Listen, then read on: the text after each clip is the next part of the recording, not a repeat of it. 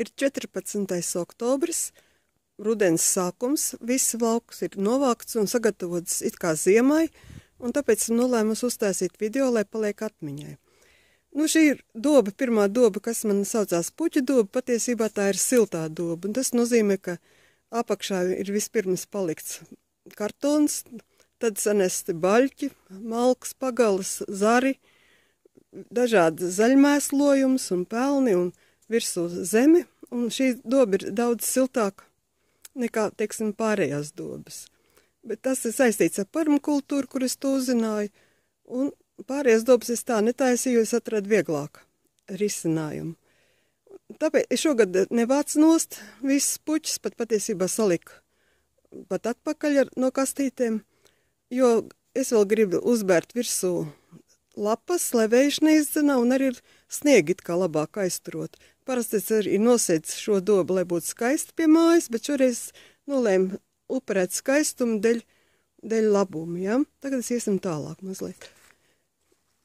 Šeit vēl viss ir tapšanas procesā, redziet, ja? Tāpēc, ka dēļi vēl ir vajadzīga pie mājas būvs, un tā, ko viņi atbrīvosies, tad te visi būs tāda kā šī pirmā doba. Nu, šajā pirmajā dobē man bija iestādīti kartupeļi, ražoju ļoti labi. Dos visu to, kas ir apakšā, kas palika pāri pēc kartupeļiem, to es te visu atstāju un nākošu gadu stādīšu kabačs iekšā. Un varbūt vēl kaut ko, varbūt vēl pupas vai kaut ko tam līdzīgi gar malu.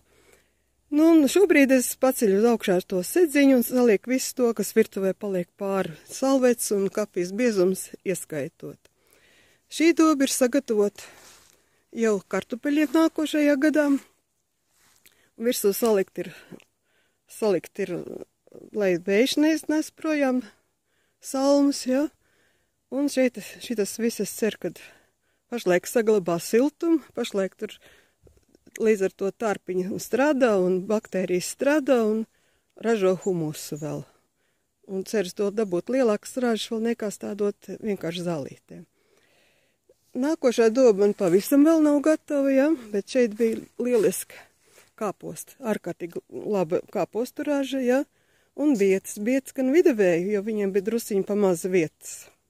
Tad, kad ir dēļi norobežot, tad viņus arī var apkalpot labāk, bet vietas bija vidavēju. Nu, un pēdējā dobē bija kartupeļi arī, un tagad ir iestādīti ķiploki.